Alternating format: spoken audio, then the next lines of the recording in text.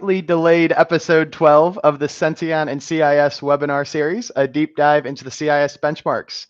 I'm your host, Zach Krumkowski from Senteon, and typically I do have a member from CIS joining the show, but that member has been sailing across the Atlantic with no ETA of return. So hopefully he'll be making it over here in the next few weeks. But in the meantime, we have an exciting topic and an amazing guest. We're going to be talking about network security, CIS benchmarks, and our guest today is Dominic Vogel. Dominic, thank you for making it. Really excited to hear your insights today. Well, I'm happy to be here, Zach. And as you can tell, I'm in my 5-year-old's room here. So if you hear some rummage, that's him. But these are all his Monster Jam posters here. So if you like monster trucks, we're in the right setting here. I love it. I love the personality background. That's exactly what I hopefully went for with mine. I got my 6'7" teddy bear the Senteon team sent me when I was in a bad mood one day. So be careful what you say. You might get an actual monster truck sent to your house, Dominic.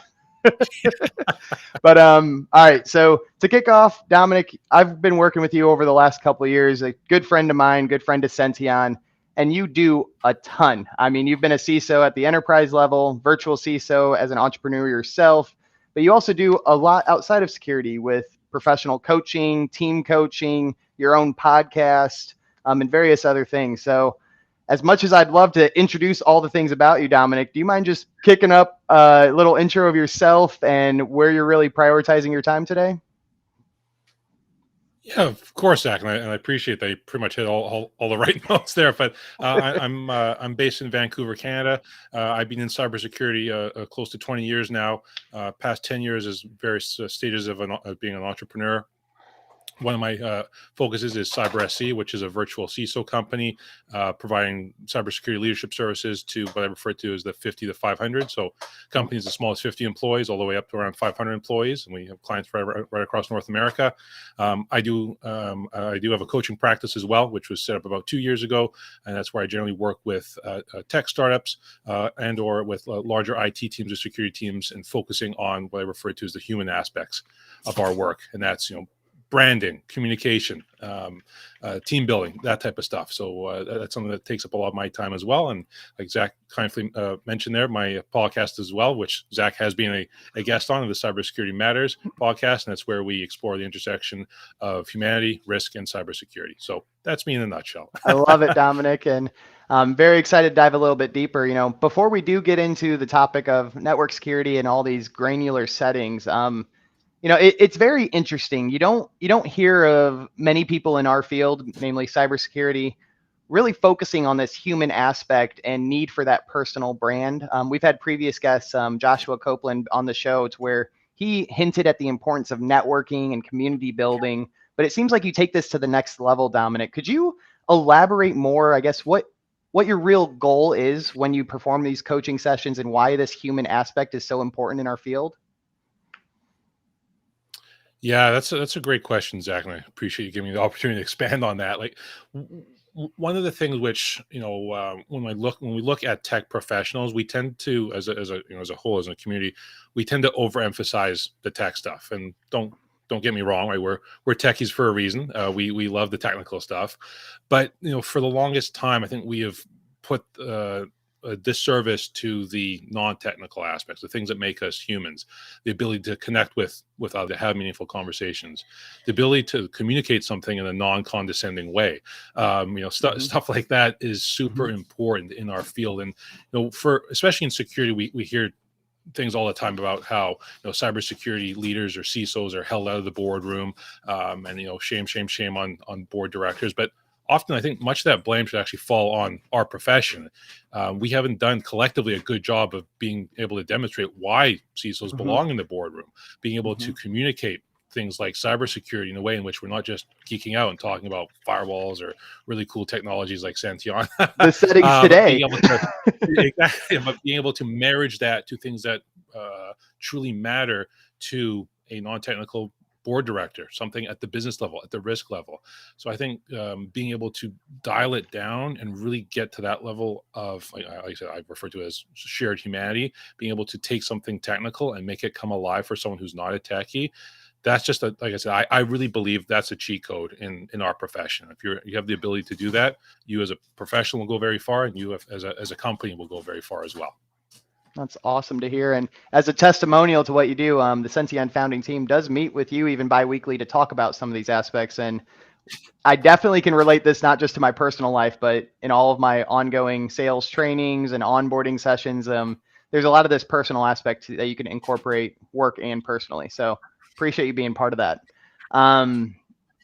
To take this one step further, I have heard of the trend you brought up, CISOs in the boardroom, that CISOs really are starting to get a seat at the table. Do you mind talking a little bit? Is that a trend you're also seeing? Is that, countrywide, nationwide? I mean, where's this trend, and what's driving the trend to have the CISO in the boardroom? Yeah, that's a really good question, Zach. I'd say it's an evolution of where the profession is going when how cybersecurity is being seen more as a risk management discipline. And CISOs have been in the boardroom for years. Don't get me wrong, but what we're seeing is an expansion of that. Right, we're now seeing that with smaller organizations at the mid-sized level. The largest of the large organizations have had CISOs at the table for many years, especially in more regulated spaces like financial services. But what we're seeing is greater usage of CISOs at the boardroom level with other organizations that, like I said, traditionally have not really cared about cybersecurity.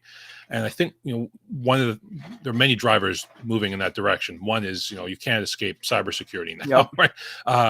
10 years ago, the average small and mid-sized business could get away with not investing in cybersecurity. Now, because of stuff like ransomware, every company needs to be able to know what the word cybersecurity means. Other things like cyber insurance, even at the public with publicly traded organizations, what we're seeing in the U.S. what happened with the SEC there around how they're being very firm around cybersecurity and what that means at the board level and being able to have that level of transparency and oversight and guidance. We're seeing a lot of regulatory pressures there as well, and we see that trickle down effect from the large organizations right down to mid-sized and small organizations. And it's very interesting to see a lot of these smaller organizations finally being able to recognize that they need to have that level of security leadership at the executive level, at the board level, not just sort of, at the functional, sort of IT manager or IT security director level. So I'd say, like I said, it's not necessarily a trend. I'd say it's that ongoing evolution of the profession of how cybersecurity is hopefully being elevated outside of IT and more so, like I said, as a broader risk management function.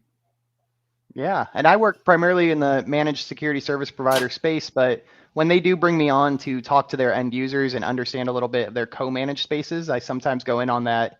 And I have been seeing, and maybe it's a budget allocation that came from the top, but more dedicated teams. So in Senteon scope and the CIS benchmarks, it's all about GPO security configurations, but the budget for security is in this space is getting tied back to the operational budget, and it's really collaboration, but two distinctly different teams.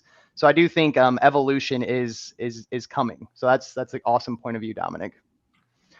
So before we dive into today's topic with the CIS benchmarks, we do have about 12 settings today. But before we do that really quick, one last kind of question for you, Dominic, going into that virtual CISO role. I know from working with you, you are a huge advocate of CIS and you use this as your North Star. Could you kind of talk about how you incorporate this into your virtual CISO role and what you think of CIS?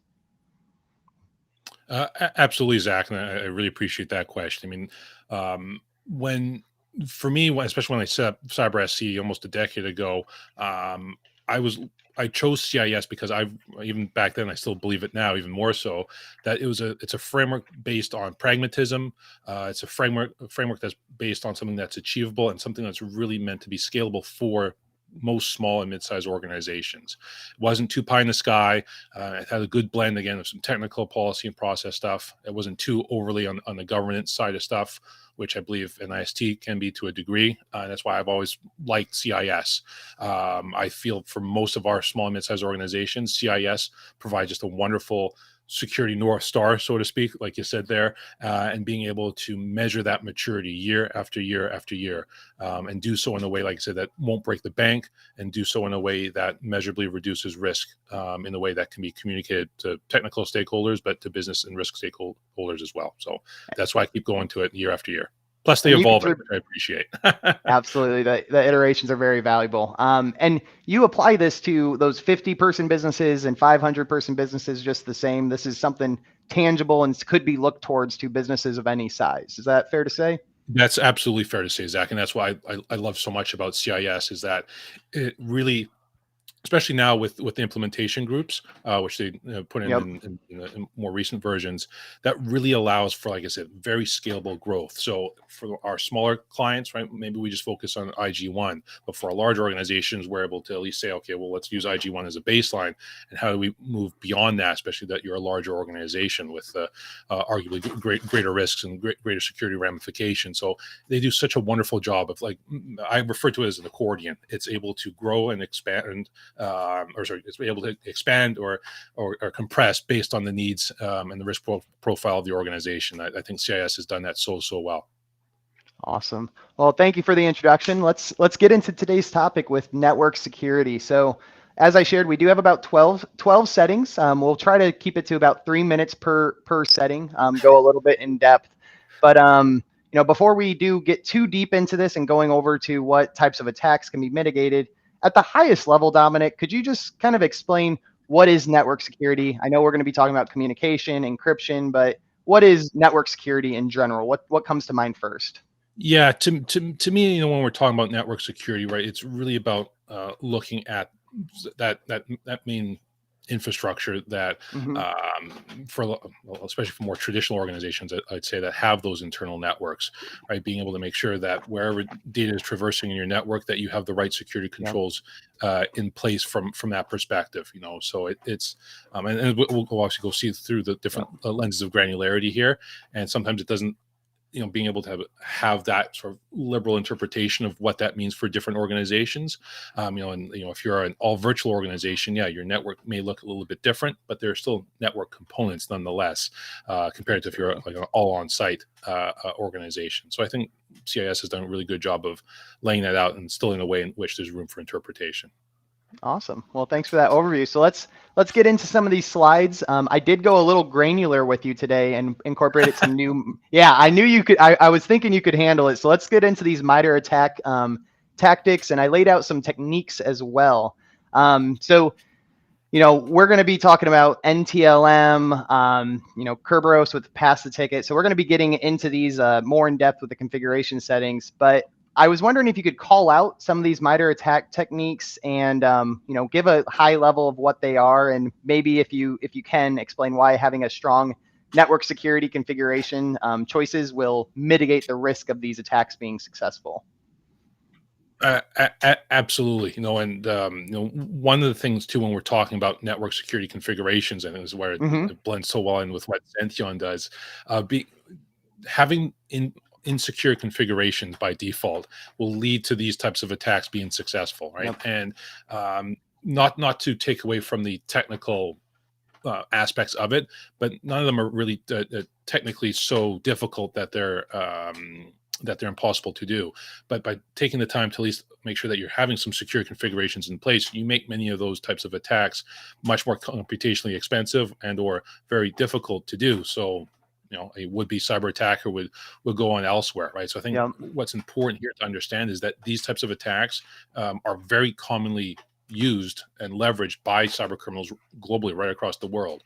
And if you're able to take some basic steps in terms of secure configurations to make those harder to conduct, or or even more impossible or Yep. computationally expensive to do, then why wouldn't you do it? Absolutely. And it doesn't take too much to configure and harden those GPOs, especially looking at just the 12 today. You can do 12 pretty feasibly and manually even on your own time. It's where the CIS benchmarks have over 400 of these recommendations, and a more scalable automated solution may come in hand. Let's call out a couple of these MITRE attack techniques. Definitely man in the middle. That's a popular one. I know some of the settings we'll be talking about today here will have to do with NTLM sessions and making sure they have higher encryption requirements. But could you talk towards man in the middle and for a high level what that means? Yeah, so man in the middle, is really it's basically a concept of interception, right? Where cyber attackers are able to basically insert themselves in the middle, be able to intercept legitimate credentials or something legitimate, and then being able to leverage that from a point moving forward without you really realizing that. It's sort of like a piggy in the middle type game, but more so in which the piggy in the middle gets a good prize in the middle there in terms of the access or credentials or what have you, right? So again, these types of attacks are extremely common in organizations that have not taken the time to make sure that some basic secure configurations are in place, and especially when I look at, when we work with organizations and they're doing these types of pen tests and they're looking for these types of, they're seeing if they're able to perform these types of attacks, right? And because again, it's simulating what we see in real life scenarios, real life situations. Cyber criminals are using these types of techniques, and they've been, especially something like man in the middle, that's been around for years.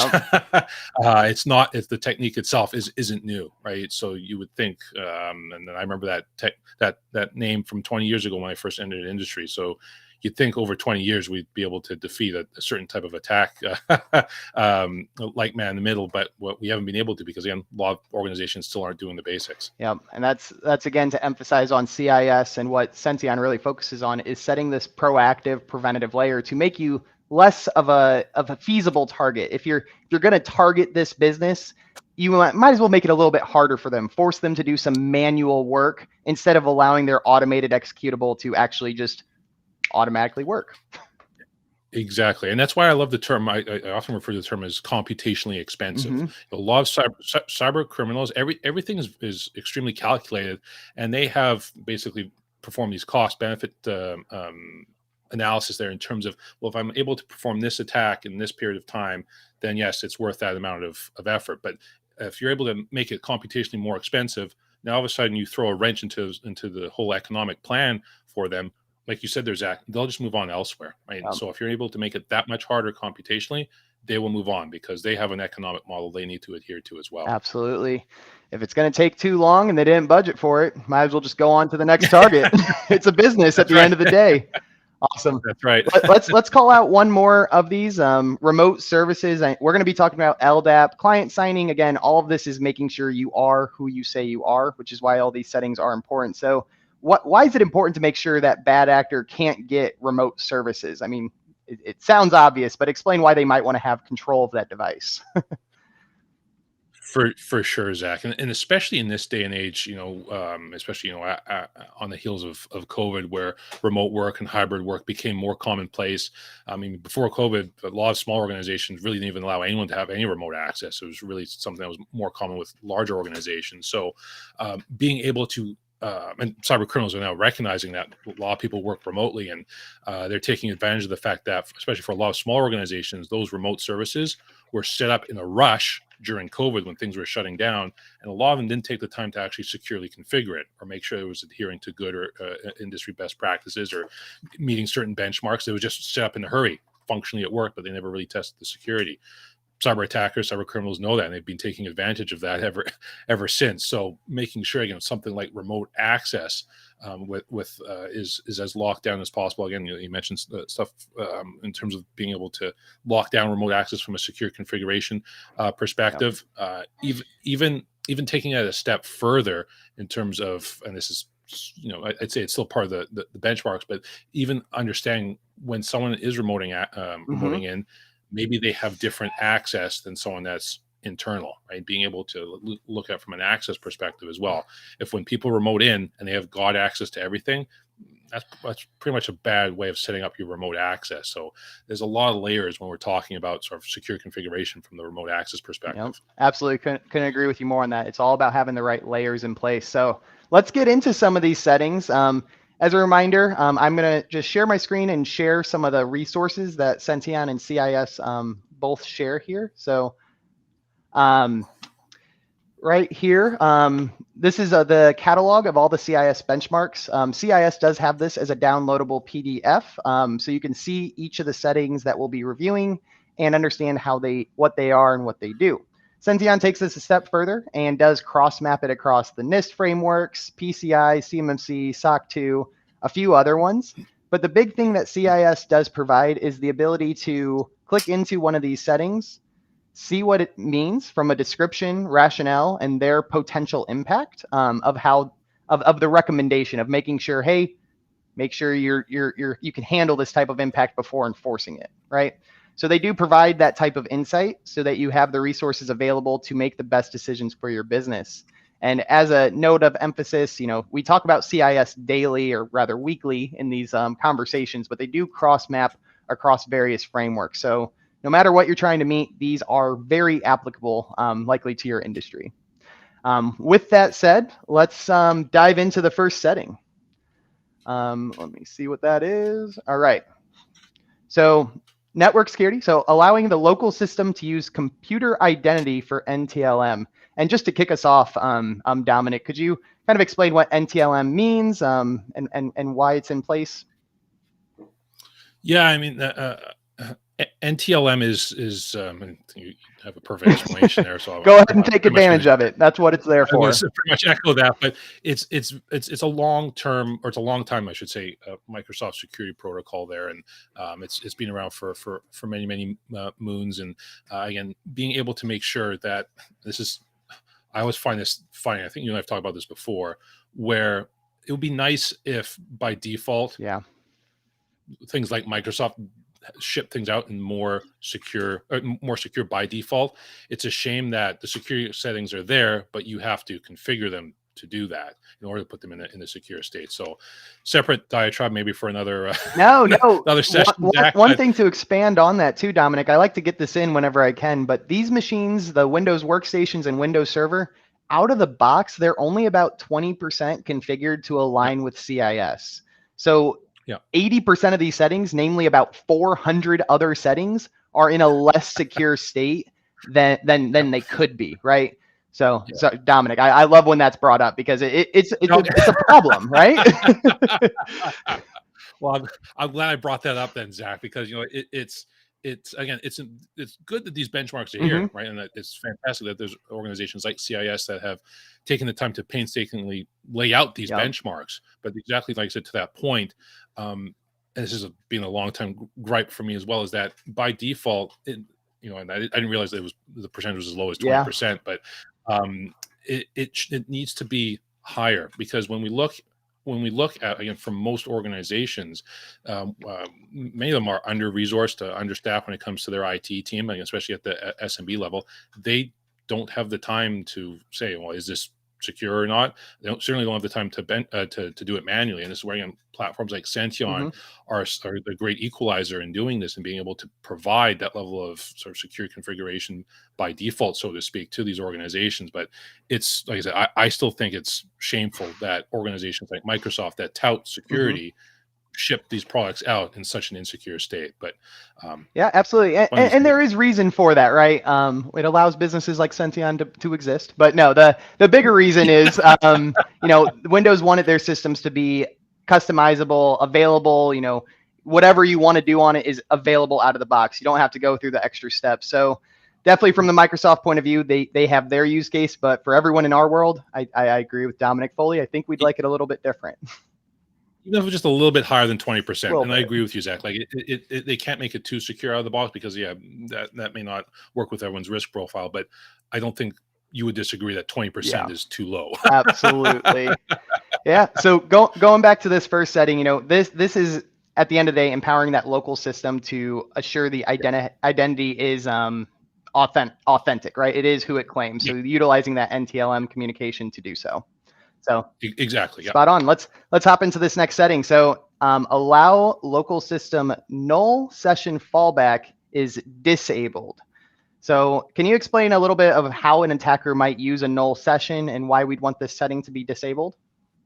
Yeah, I think really it comes down to the fact that those types of null sessions don't need to be, because there's no level of authentication required. So if there's no level of authentication required, that's something that an attacker can leverage.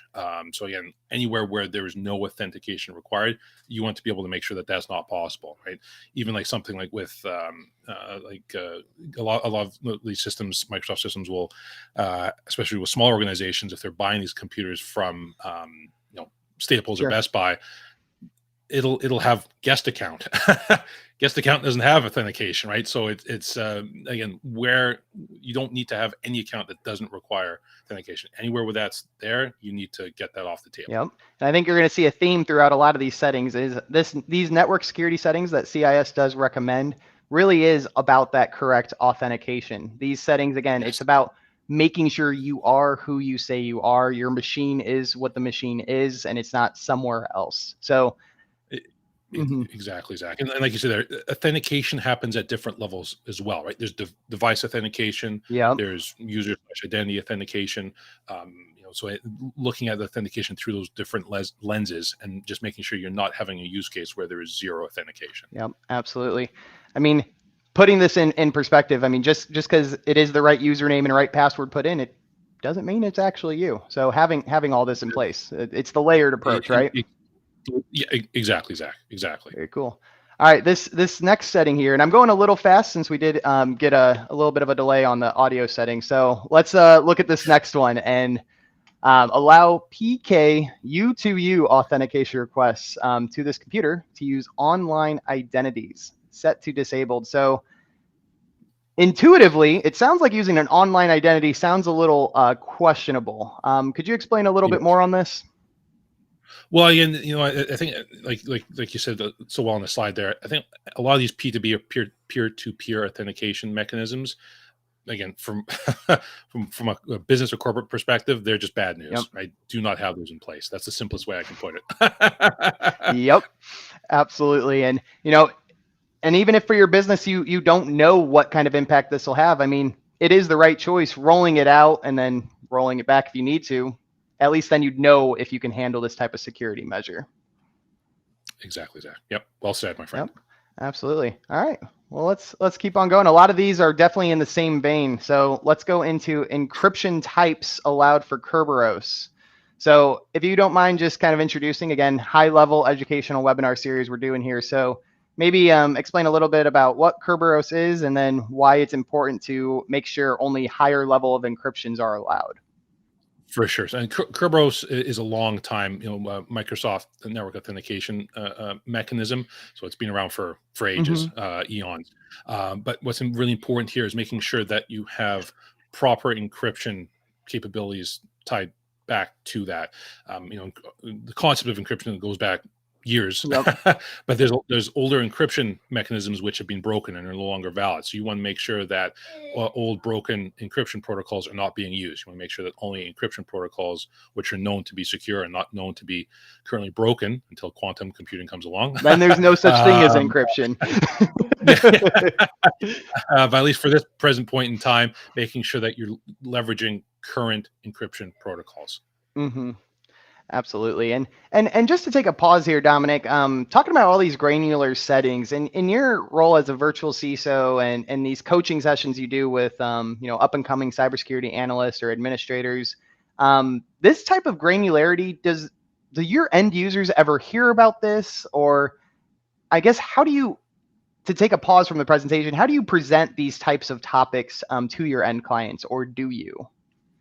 Yeah, that's a good question, Zach. And I'd say that, it depends on who we're talking to. So typically most of our end buyer, shall we say, is typically a business owner, is a CEO, CFO, someone who is ultimately accountable for IT/cybersecurity at their organization. To them, getting to this level of granularity, it doesn't make sense. But where we would be focusing with them, though, is more so where this rolls up.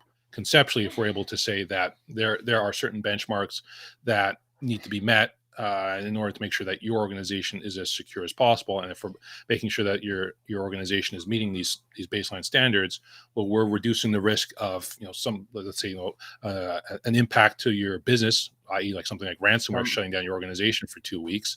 Stuff like this helps to reduce that risk. Painting a picture that way, they're like, okay, well then there's obviously great importance on this. I'm going to have you work with my technical team to make sure that in the weeds here, that you guys are meeting what you need to do. So then when we meet with their service provider, or if they have an internal IT team, then we'll get to this level of granularity around the benchmarks, and then either marry them to Senteon, because obviously doing a lot of stuff manually just doesn't make sense. But just informing them around this, and the whole notion of industry benchmarking is often again where we'll get that level of granularity. So to answer your question again, it's depending who we're talking to, but we're conveying a same message, but again we're using different words depending on who we're speaking to. Absolutely. And I mean, just like you said, having solutions like Senteon that can automate this, because if you come at a CEO or something and say, hey, we're going to do these 500 settings, you need to dedicate someone for the next 2 quarters on this project. That's pretty unreasonable to get that type of time just out of the blue. So that's what I hear, right, from our managed security service provider partners, is that they had this as a priority for the next year to say, over the next 2 quarters, I have this employee assigned to create 400 different PowerShell scripts, figure out how to monitor, track the changes, and so forth. And I think those partners of ours are pretty glad they did not have to do that. There's a lot more billable hours and project-based work I imagine those employees are doing instead. So very much hear you on that. And the other thing too is being able to tie it to, again, the strategic initiatives that they're maybe, again, like I said, especially for a lot of our clients, they tend to be very small organizations, and if they have an internal IT team, they tend to be just overstretched. And this is where, especially when I'm speaking to the business owner, the CEO, I'll drop on them the Marsh McLennan report, which I know you and I have talked about before, where I'll say, you know what, if you're going to be focusing on any strategic security items, these are the ones you need to focus on. And number one is secure configuration, right? So again, tying that to a report from a well-known organization like Marsh McLennan, that often gets the attention of CEOs and business owners, and they're like, oh wow, okay, please work with the IT manager to lay out these ones from a strategic roadmap perspective. Great. Now when we tie this back to strategy, now we know that resources and budget will get allocated to it. Yep. And as a side note on something I've been working on is our little Senteon resource hub, and that kind of spawned a little idea for myself, Dominic, is to include some of these articles in there, because that is just building the use case to help empower our partners to have more success in, I guess, selling the importance of a hardened baseline. So good example. All right, let's get back to the topic at hand. So the next setting here is do not store LAN manager hash value on next passwords change, and we want this set to enabled. So I feel like this was something that was probably ideal earlier on, but explain to us what LAN manager is and why we probably would not want this to be stored. Yeah, again, this is back in the at some point in Windows history. LAN manager was useful and was something that was not insecure. But again, it's a legacy piece. It's something that still exists. It's still there because for whatever reason, there I guess maybe some users who still use it. But for most organizations, there is zero need to use that. Right? That is that's legacy to a T. Disable and discard. Yep, absolutely. And that's another thing going back to Windows. They keep all these settings available for those anomaly use cases, but if you're able, please take the time to set these to the recommended state. Cool. All right, this next setting here, force log off when logon hours expire. So this one, I think, could probably take a minute on and fully digest what this means, but CIS does recommend to have this enabled. Could you explain this a little bit more? Yeah, I think the importance with this one here is, again, or the goal is to prevent unauthorized access. And again, recognizing that in the off hours piece there is let me reset that from the off hour. CIS sees that as good practice, because again, when we're talking about being able to have that setting there, the goal is to be able to make sure that we're reducing the likelihood of access in off hours, right? So maybe there's less monitoring there or what have you, but that's the goal there behind that setting. And again, it is. I'm sure there's some people who may disagree with that. I know CIS has chosen to take that tactic there. And sure, I suppose you could make the argument on both sides. But I think the goal there again is to, when we're looking at it from a goal perspective of what we're trying to reduce here, again, goal here is what settings can we enable to reduce the likelihood of unauthorized access happening, and that to me is the spirit of this one. Absolutely. And to emphasize more on this setting specifically, the GPO titles don't always encompass the entire story. So I want to call out the did you know part here on the slide.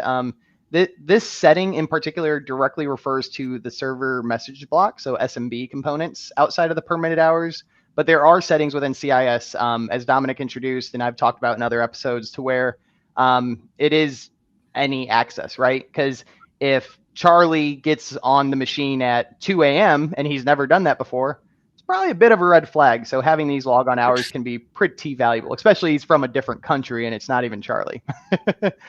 Well, and that's to your point. There's that's looking again, making sure that we have these different authentication layers, right? So like we're talking about at the device level, at the identity level, stuff like this is looking at it from from a time perspective. We're putting these different authentication lenses in place here, so that way, if we're making sure that if they're going through all these different lenses, that when it does get to that sort of that final level of authentication, we're making sure that there's the highest likelihood possible that the person is who they say that they are, and they are accessing it from where they claim to be. Yep, absolutely. So let's get over to the next setting.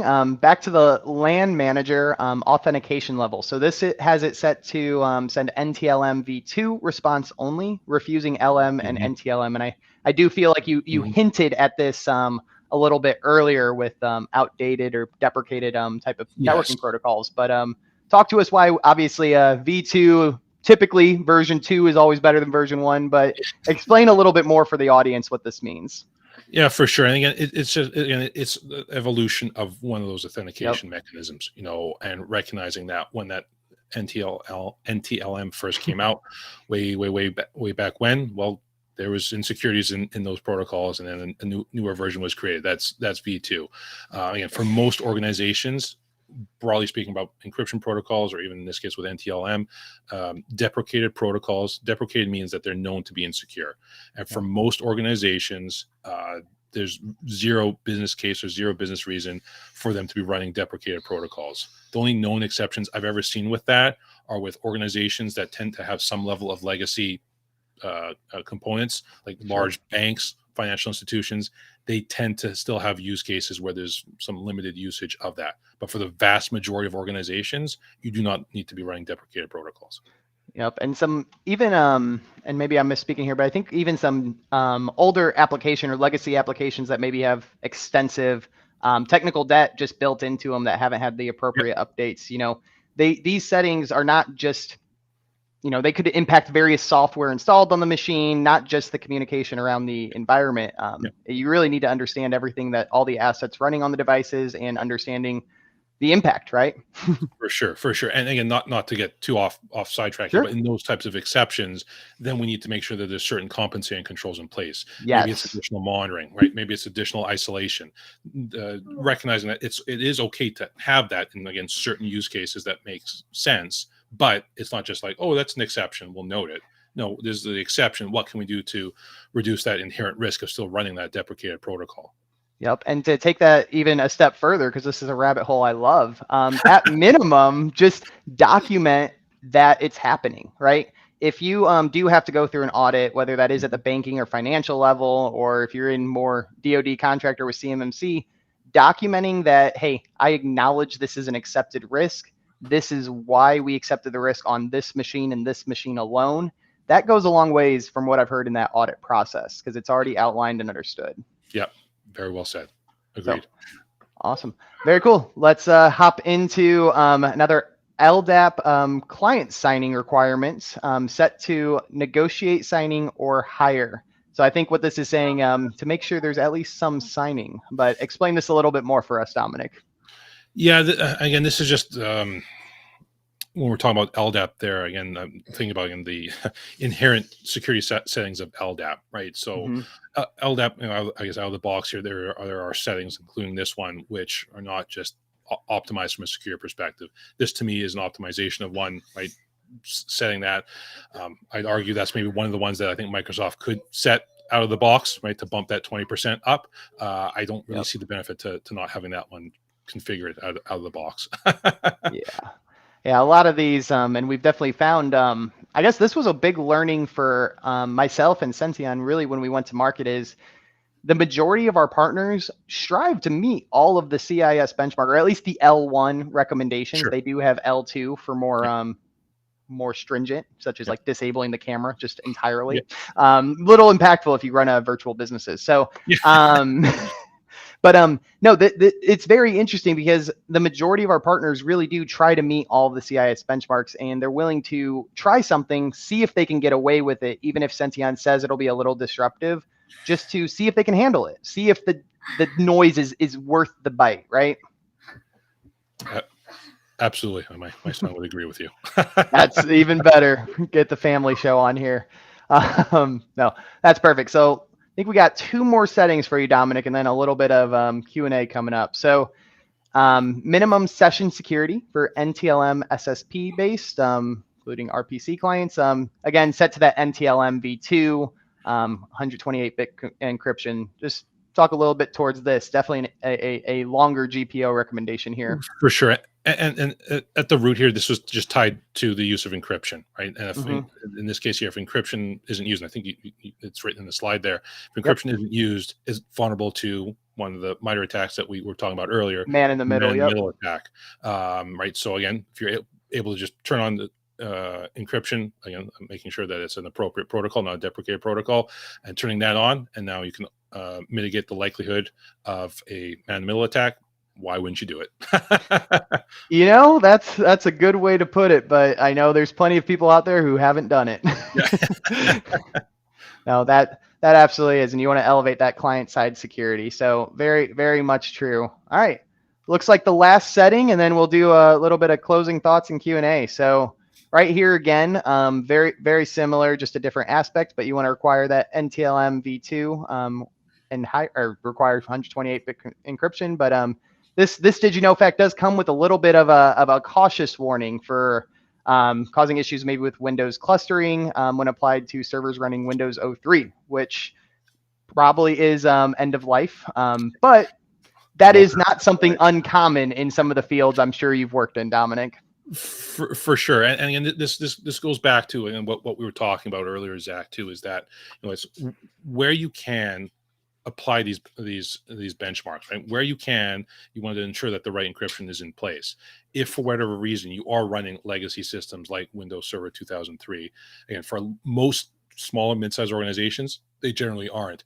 It's generally organizations that have a longer shelf life. I generally see that in stuff like healthcare as an example, or larger financial service organizations. In that case, those, again, like we're talking about earlier, if those are known, document them, document the exceptions, document everything about that, and then make sure you have the right compensating controls in place. So if you are running Windows Server 2003 as an example, that stuff better be isolated as heck, right? Then it can't just be part of the open network kind of thing, right? So again, just to quickly summarize, where you can, you apply this benchmark.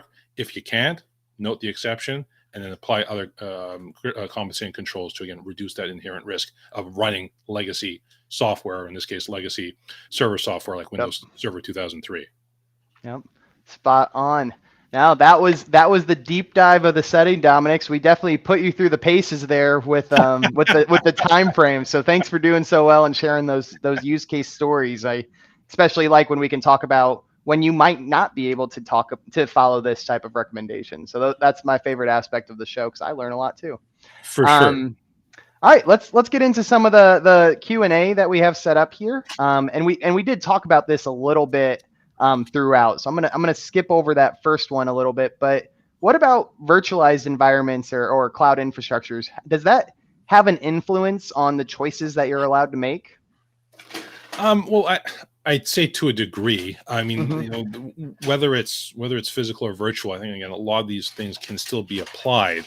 I mean, a lot of these instances may just exist in a cloud or in a virtual setting. So, one of the things which I often hear from a lot of prospects or clients is the usual, it's in Microsoft's Azure stack, right, where you don't need to worry about it. It's like, well, maybe it's relatively speaking, maybe from a baseline infrastructure perspective, Microsoft is able to do a better job than if you were doing that in house. But there's still what's called the model is often called shared responsibility. I like the term shared fate. I don't remember where I read that term, but I like to me, there's a shared fate when it comes to the cloud, right? it. You can't just dust your hands of it and walk away. Recognizing where you need to focus and apply benchmarks, and you need to do so. But recognizing that sort of further down the tech stack, because it's not fully in house. Yeah, some of those other things you can sort of rely on Microsoft now. But like I said, it's not something that you can totally walk away from. That's still such a myth that I see from a lot of organizations, even IT people when in these smaller mid-sized organizations. Yep. So no matter how it's set up, it's still you'd say these CIS benchmarks still apply. Definitely something the majority, if not all, businesses should really be looking at and striving to meet, regardless. 100%, Zach. 100%. Cool. Absolutely. And obviously, you've touted a little bit about your experience with Senteon today, so I appreciate that. But kind of to that next question, tools or software recommendations for kind of monitoring and making sure optimal network security configurations are in place. I mean, before Senteon, what were the strategies for handling this? Was it just applying it, seeing what broke? I mean, talk to us a little bit towards this point. How do you handle this? Yeah, that's a really good question, Zach. One of the things which I really believe in is being able to bring in an outside organization to do some level of I call it security testing or exposure Sure. testing. I've never liked the term pen testing, but some level of testing to be able to say, okay, well, if you've applied certain best practices or standards, or you think you've hardened it, Mm-hmm. let's test that out. Let's have someone come in and, again, through from a scope testing perspective, see if they're able to do a lot of those attacks that you laid out there earlier, from the MITRE attack perspective, Yep. simulating real world, what would a cyber criminal do right now, what techniques are they leveraging, and be able to see, hey, you know what, you're running a insecure version of NTLM, right? You should be Yep. doing the NTLM v2 kind of thing. I find that to be much more, again, it's not necessarily continuous, but I find it to be much more effective and eye-opening than a lot of traditional tools. I personally have not, up until recently, and plug Senteon again, but I've never really been impressed with much in the way of sort of security or monitoring from the network security configuration perspective. Sure, there's stuff, monitoring for threats and that type of stuff, the more sexy stuff, but there's really been a lack up until recently of something that's really looking at from the network security perspective, the settings perspective, right? The Mm-hmm. benchmarking perspective, the secure configuration or insecure configuration perspective. To a degree, tools like Tanium, or not Yep. Tanium, like Tenable, I should say, Tenable.io, they have Well, provided some level of Yep. visibility in terms of vulnerabilities, but that's often more so in missing security patches. To a degree, they sometimes touch in insecure configurations, but I've historically had some, law false positives that we had to sift through there. So there have been some tools here and there, but by and far, I always relied more so on the trusted eye of seasoned security testers. Absolutely. Now, I love the aspect of continuous testing and everything. I think that's a wish list item for things we want to do at Senteon when time opens up a little bit more. Run some simulations of these attacks in a hardened versus non-hardened environment to see the results. I think that would get a lot of buzz, and we'd be interested in seeing the results ourselves. I think that'd be really eye-opening to share. Yeah. Well, very cool, Dominic. That's all the education grilling I will lay on you. But I appreciate you being the SME this week. I'm glad we could squeeze in. Definitely rushing through these slides a little bit. So I appreciate you holding up and handling it. But before I toss my closing thoughts and my follow-ups, is there anything you want to add to this topic? Any closing remarks for you? My final thoughts, and I'll sort of echo what I was talking about earlier. Again, using these types of industry benchmarks are so important, but you don't need to be so dogmatic that you need to say, I need to apply every single one of these, right? Again, Yep. recognize that your organization is unique, your risk profile is unique. You need to tie this through some level of risk lens and still be pragmatic and realistic about it. Where you can, apply them. Where you can't, like we were talking about earlier, Zach, document the reasons why, have some level of business accountability sign off on that exception, and then make sure that you're building in appropriate compensating controls. So whatever inherent risk of still running that legacy protocol or software or what have you, that you're at least reducing that to more acceptable risk levels for the organization, and not just having that open hole there for cyber attackers to have a field day. So that would be my closing thoughts. I love it. The trend of documentation. I know our friend Tim Golden, if he's out there listening, he'd be having a field day with that response. So documentation is becoming more and more popular. Very happy to hear it out there. And thank you for those closing remarks, Dom. So every week we're here talking about a different section of the CIS benchmarks. We aim to do this every Wednesday at 1 p.m. Next week, we do have another virtual CISO, Jennifer White, joining us to talk about a few topics. And then on the Adam Evans coming, actually talking about user access control, not network security like we did today. And after that, we do have a couple guys from NetForward coming in to talk about system services. Additionally, as a note, we do have a newsletter we release every single week with deep dives on these settings with more detailed, finely tuned answers for you to reference and educate yourselves further on it. And these recordings are posted to YouTube. So thank you for that. And we are always here on LinkedIn. We do have a QR code in the presentation. If you'd like to set up a trial with Senteon, run that gap assessment against the CIS benchmarks. And one day we will have Rich McGraw back. I think I might just change his picture with a sailboat, given he's out across the Atlantic, man. I don't know when he's coming back. But, all right. I appreciate everything. And thank you, Dominic. Thank you, Zach. Appreciate it.